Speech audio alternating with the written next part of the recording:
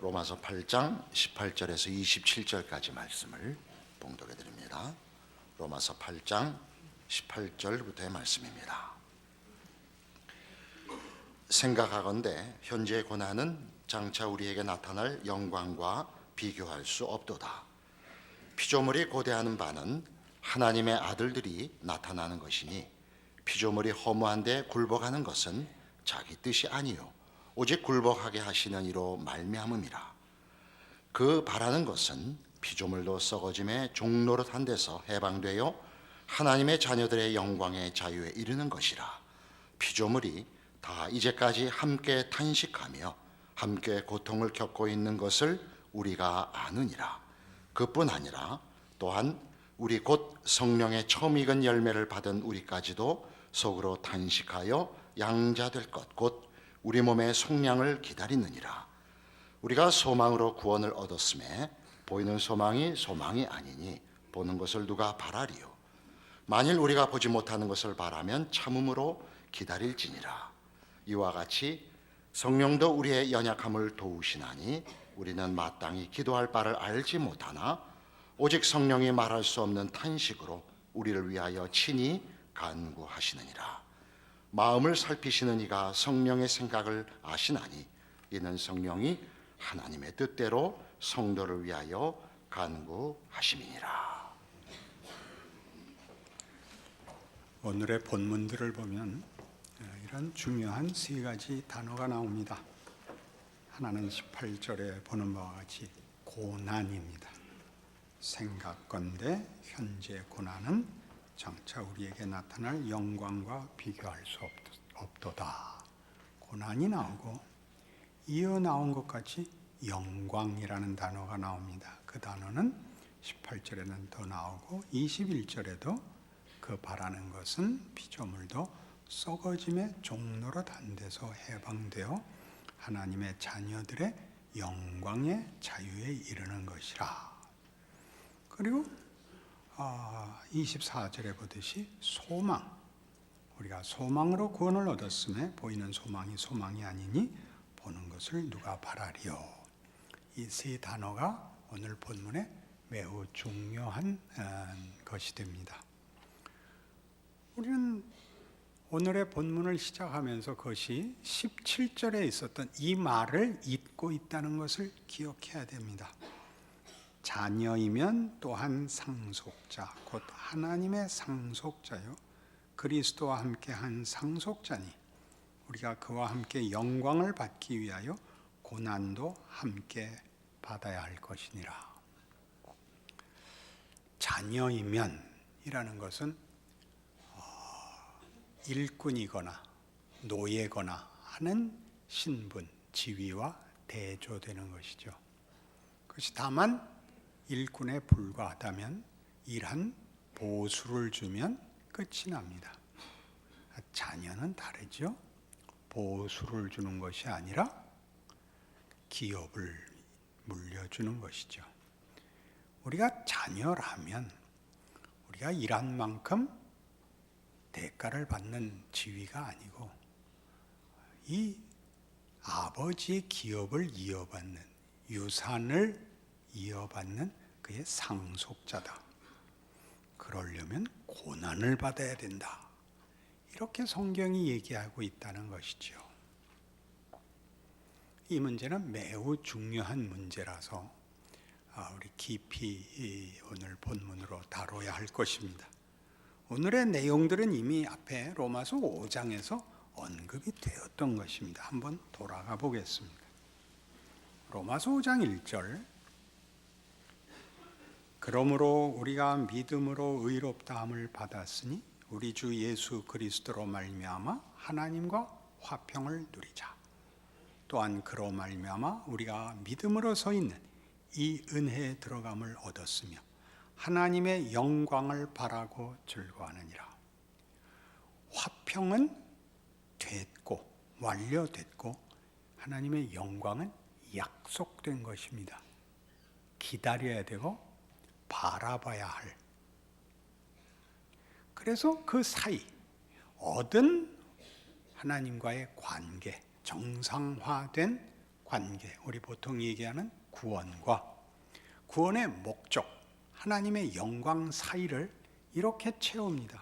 3절.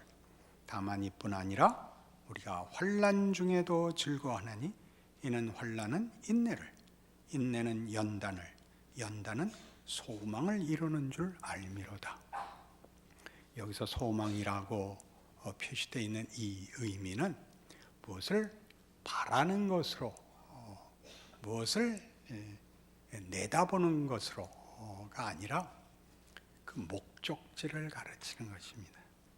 그러니까 구원은 시작부터 완성까지의 시간적 길이가 있습니다. 이 목적을 이루는 방법으로 하나님은 고난과 환난을 정하셨다고 말하는 것이지요. 하나님이 예수 안에서 우리를 구원하여 자기의 자녀를 삼으시고 자기의 영광의 찬송이 되게 하시는 목적을 시작하십니다. 그리고 그것을 이루실 것입니다. 어떤 방법으로 어떻게 하실 것이냐? 고난으로 하시겠답니다. 그것이 성경의 선언입니다. 모르면 어떤 문제가 생기느냐? 인과응보가 대신 이해의 틀이 되죠. 잘하면 복받고 못하면 벌받는다. 이 틀은 하나님의 대원칙 중에 하나지만 하나님의 공의로우심의 중요한 질서이지만 그것은 하나님의 하나님 되심의 한 속성의 표현, 한 질서에 불과합니다. 하나님은 그것보다 크십니다. 인과응보에는 없는 것, 가장 쉽게 용서.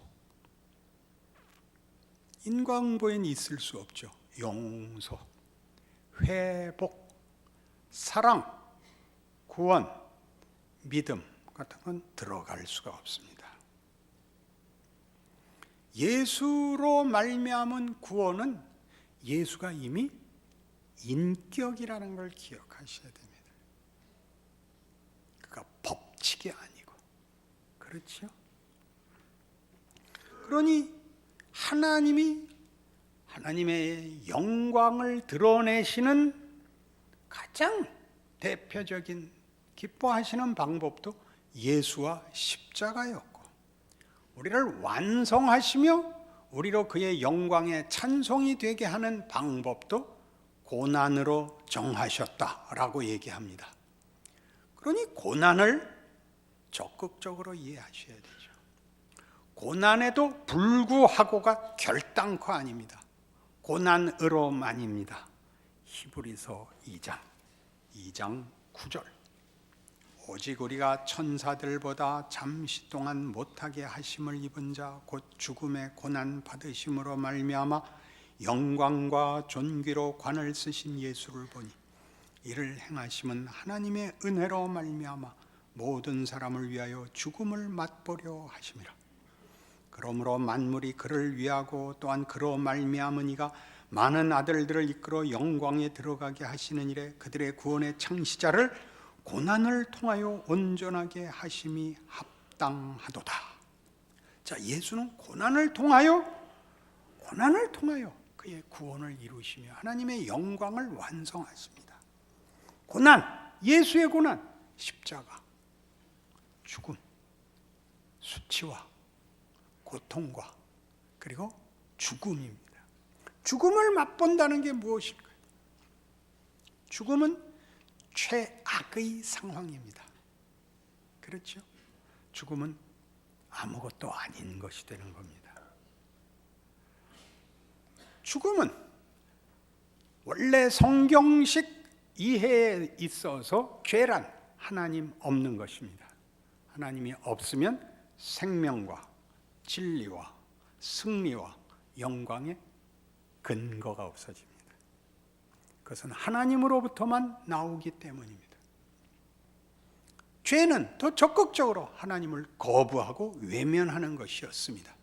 스스로 죽을 자리로 들어간 것이죠. 스스로 죽을 자리로 들어간 것이죠. 거기를 하나님은 찾아 들어오시는 것입니다. 예수의 고난입니다. 고난이란 뭐냐?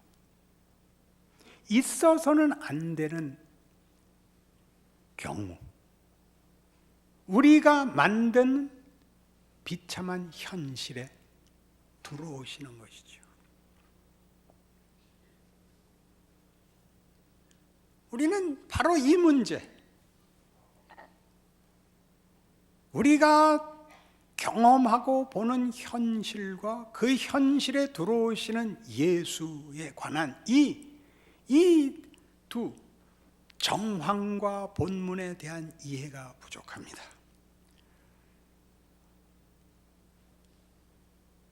고난을 당한다는 것은 인생에 있어서는 모두가 겪는 보편적인 예외가 없는 현실임에도 불구하고 우리는 인광보라는 틀 외에는 이것을 이해하는 다른 틀을 갖고 있지 못하기 때문에 기독교가 말하는 신앙의 신비를 놓치곤 합니다. 기독교가 잘못한 자리에 하나님이 예수를 보내어 잘한 것으로 잘해도 얻을 수 없는 것을 하나님이 우리에게 주신다. 그게 은혜요. 그게 하나님의 능력이요. 사랑이라는 말을 담아내지를 못합니다. 고난을 부정적으로 이해를 해서 그것은 언제나 잘못했을 때만 받는 벌로 이해를 해서 고난을 당하면 무엇인가 잘못했을 거라고 생각을 하지 하나님이 그것으로 일한다는 생각은 못하는 것이죠.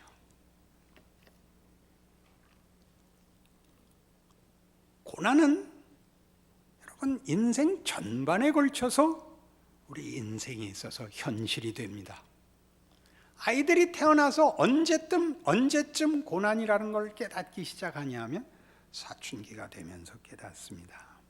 사춘기란 다른 것이 아닙니다. 인생이 기대와 다르다를 알게 되는 거죠. 인생이 기대와 다르다. 아무리 잘해도 안 되고 잘하려고 해도 잘해지지 않는다. 세상에 대해서 놀라게 되고 자신에 대해서 놀라게 되는 거죠. 그러니까 사춘기입니다. 철이 들려면 이 관문을 통과해야 됩니다. 이 의심의 관문, 불만의 관문을 통과해야 됩니다. 그래서 그때 참석하신 많은 젊은이들에게 도움이 되기를 바라는데 젊었을 때에는 시간을 죽이는 방법 외에 이 문제를 풀 다른 실력이 없습니다. 생각을 하면 고달프기 때문에 시간을 죽여야 됩니다. 야구 구경 가고 설악산 가고 싸우고 아글아글 쓰고 시간을 죽이는 겁니다.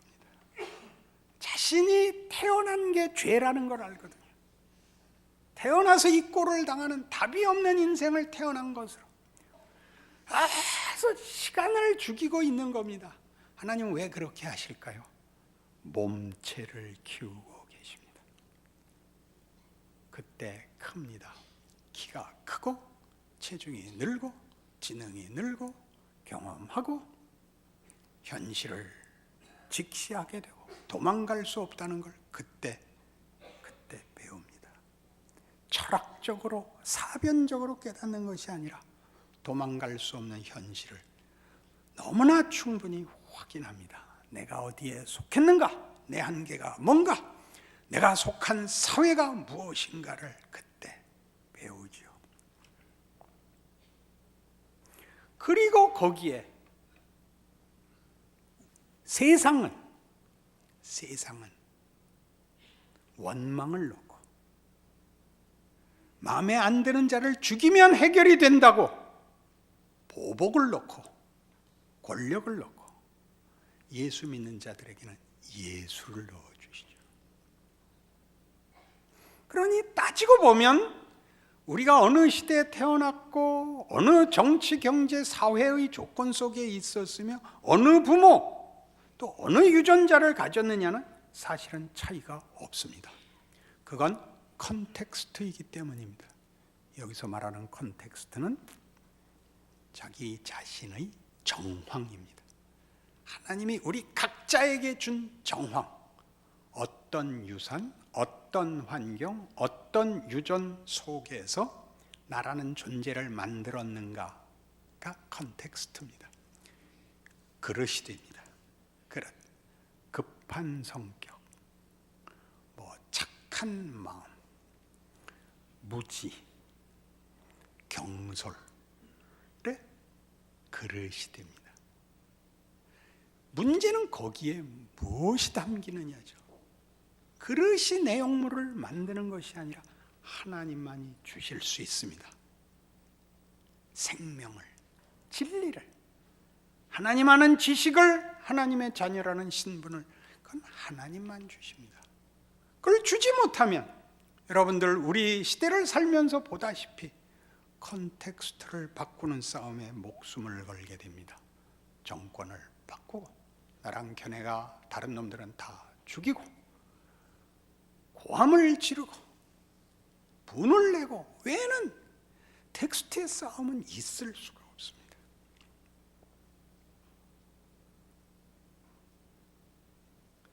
제랄드 시처는 그의 하나님의 은혜라는 책에서 자기가 당했던 사고를 이렇게 회고합니다. 20년 전에 당했던 그 사고, 잊을 수 없는 사고, 교통사고로 만취한 운전자가 자기 차를 중앙선을 넘어 들이받아, 이 말은 다 100% 상대방의 잘못으로 이 사람이 씻을 수 없는 사고를 당합니다. 어머니와 아내와 딸이 죽습니다. 잊을 수 없는 사고고 넘어설 수 없는 충격이었죠. 20년을 지내고 그 책을 쓰면서 이렇게 얘기했죠. 이제 와서 보니 그 사고는 소품에 불과했다. 소품이라는 건 얼마나 작은 건지 아시죠? 한 장면에, 한 무대에, 한 배치에 있어도 그만이고 없어도 그만인 책 한 권 같이, 볼펜 하나 같이, 화분 하나 같이 그렇게 자리매김하고 있는 거죠. 왜 그게 소품이죠? 거기서 무엇을 만들었는가, 그 안에 하나님이 무엇을 담으셨는가에 비하면 그런 사고는 사실 아무래도 좋았다.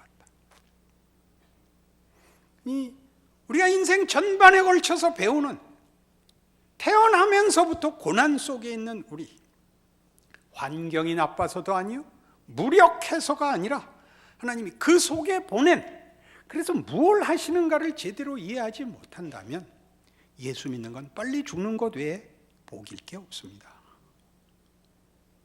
예수의 오심은, 그런 의미에서 히브리서 2장이 얘기하는 죽음을 맛보신다는 것은 하나님 없는, 하나님 거부한, 그래서 파멸로밖에 갈 수 없는, 하나님 없는, 아무것도 가치가 없는 그 자리를 주께서 들어오심으로 거기에 아무것도 없는 컨텍스트에 본문을 담으시겠다는 겁니다.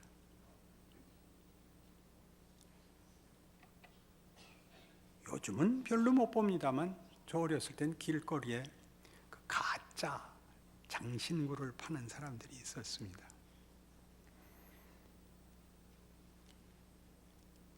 신문지 위에 반짝반짝하는 목걸이와 귀걸이와 반지를 놓고 팔았습니다.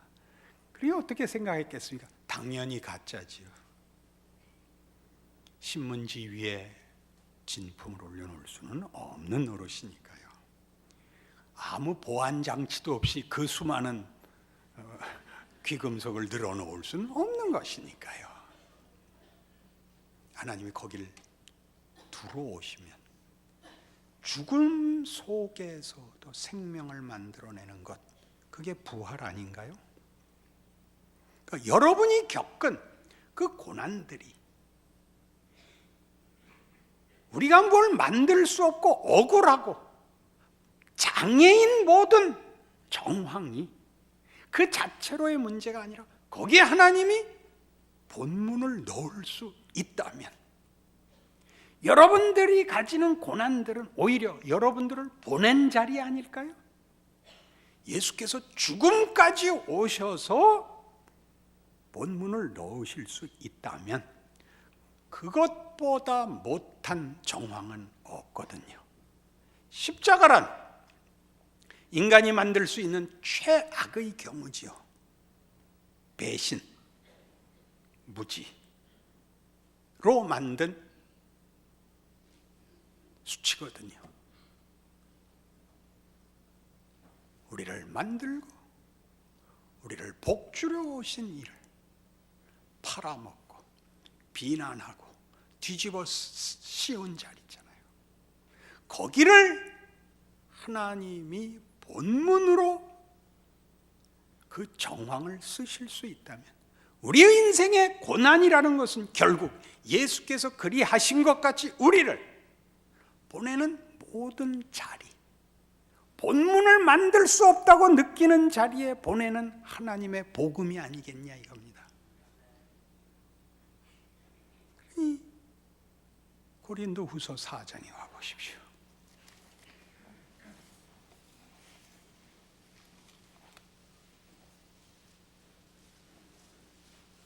(288페이지) 고린도후서 4장 5절입니다.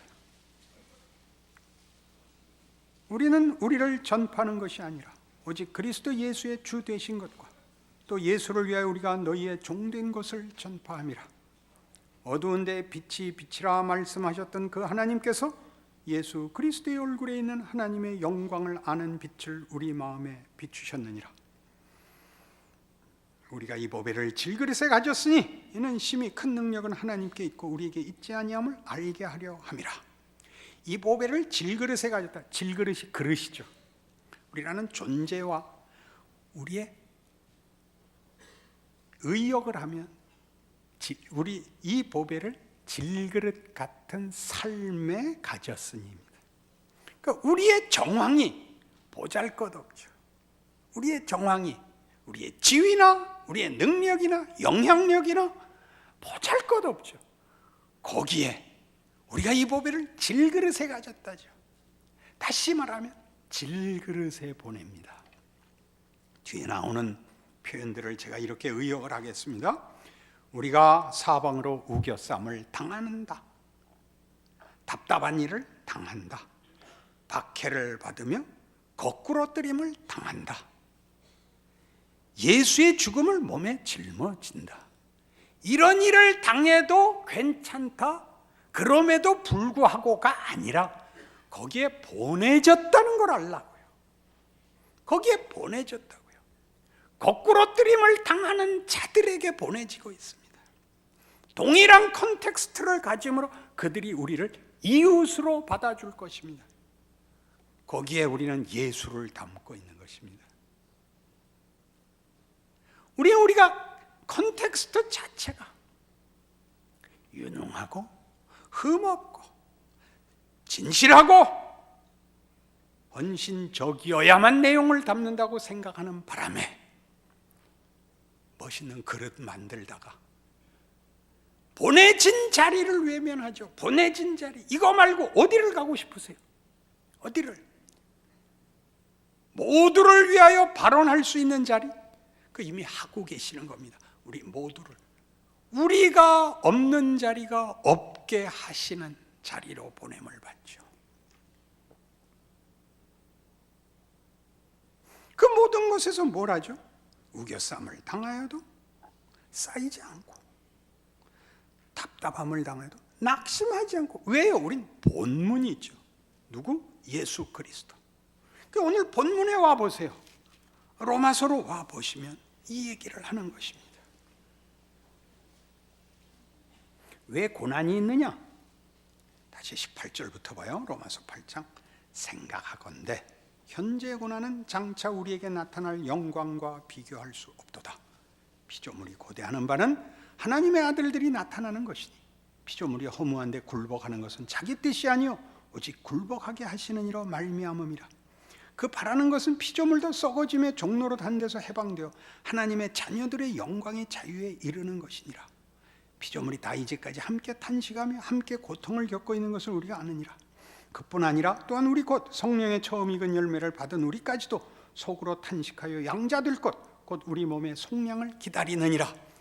아직 시간을 가지고 있고 하나님은 우리 개개인을 구원하는 정도를 넘어 창조세계 전체를 회복하시려고 합니다. 모든 피조물의 회복을 목적하고 계십니다. 그래서 우리가 있는 겁니다. 예수를 믿고 나면 어떤 보상을 받느냐? 하나님의 구원 사역에 동참합니다. 우리가 보내지는 곳, 시간과 장소와 이웃들 앞으로 보내집니다. 그때는 어떻게 보내지죠? 그들과 동일한 조건 속에 들어가죠. 같은 컨텍스트 속에 억울한 자리, 무능한 자리, 무명한 자리에 들어갑니다. 그러니 여러분이 겪으시는 인생 속에서 여러분이 잘 됐는지 못 됐는지는 겉을 보고는 알 수가 없는 것입니다. 여러분이 잘 됐다고 생각하는 것에서 본문이 없으면 허망한 것입니다. 여러분들이 이해할 수 없는 정황에서 여러분이 본문을 가지게 된다면 여러분은 복된 것입니다.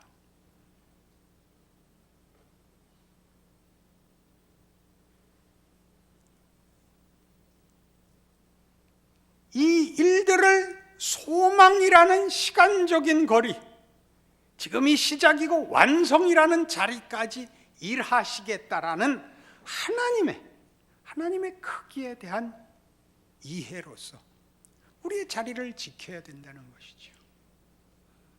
오늘 나라는 존재는 아무도 대신할 수 없습니다. 어제를 살 수 없고 내일을 살 수 없습니다. 오늘을 살아야 됩니다. 매일 하나님의 손길로 그 경우에서 그 정황 속에서 여러분들의 믿음을 발휘하십시오.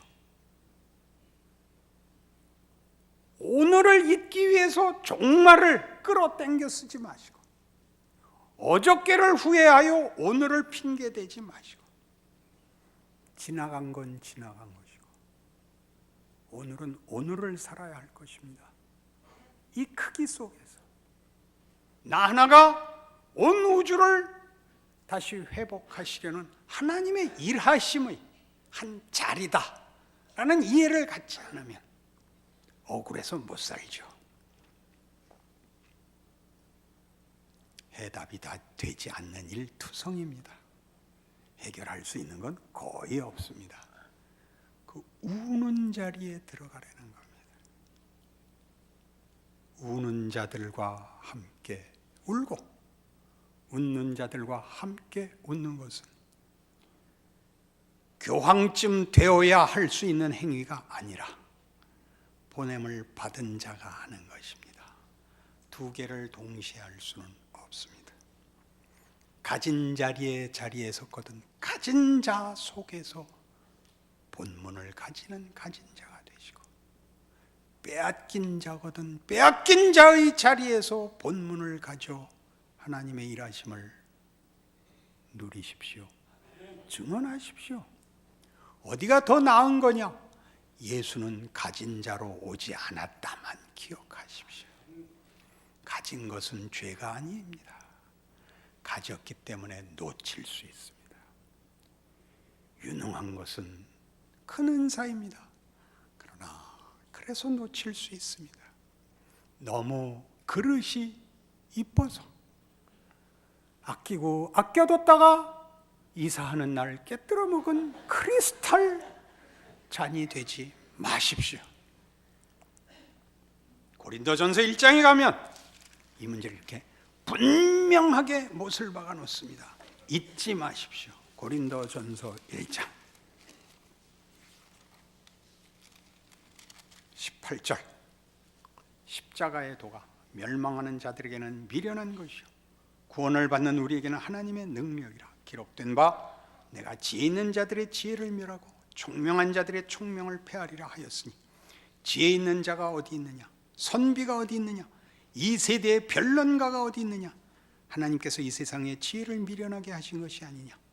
하나님의 지혜에 있어서는 이 세상이 자기 지혜로 하나님을 알지 못하므로 하나님께서 전도에 미련한 것으로 믿는 자들을 구원하시기를 기뻐하셨도다. 유대인은 표적을 구하고 헬라인은 지혜를 찾으나 우리는 십자가에 못 박힌 그리스도를 전하니 유대인에게는 거리끼는 것이요 이방인에게는 미련한 것이로되 오직 부르심을 받은 자들에게는 유대인이나 헬라인이나 그리스도는 하나님의 능력이요 하나님의 지혜니라. 아멘입니다. 여러분은 최상의 조건 속에 있습니다. 아멘을 안 한다 이거죠?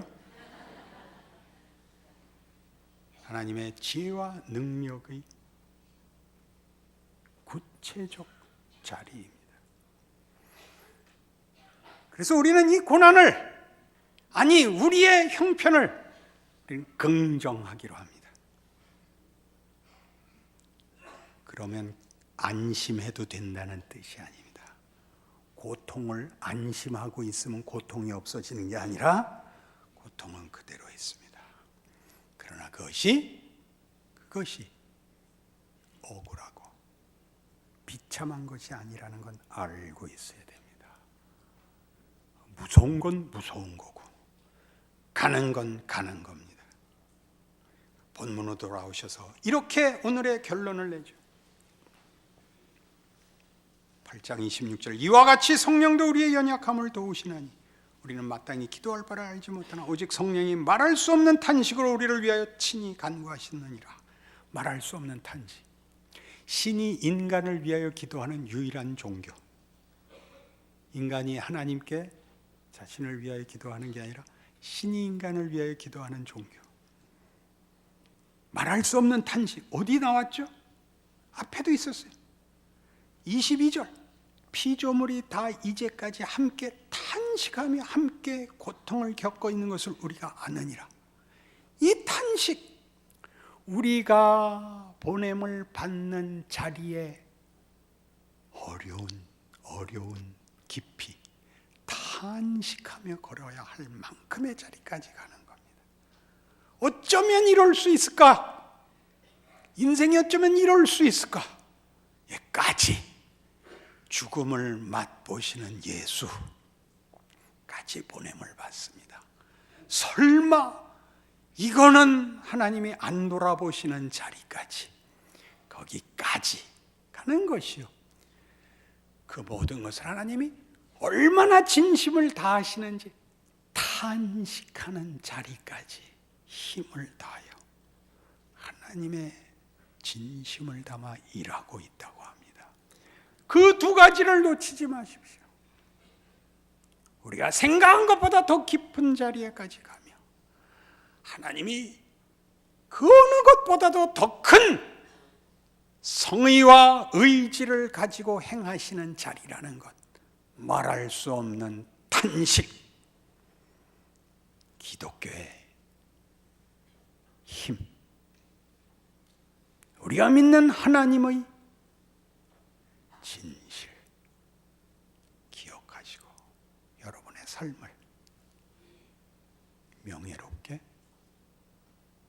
진지하게 놓치지 마시고 꽉꽉 채워 사시는 복된 인생이기를 바랍니다. 기도하십시다. 하나님 아버지, 하나님의 자녀로 사는 것은 무서운 일입니다. 대강 살 수 없습니다. 그리고 그것은 명예로운 일입니다. 영광된 지위입니다. 누릴 수 있게 하여 주시옵소서. 기뻐할 수 있게 하여 주시옵소서. 책임 있게 하여 주시옵소서. 영광되게 하여 주시옵소서. 우리에게 누리라고 준 지위를 알게 하여 주시옵소서. 예수님 이름으로 기도합니다.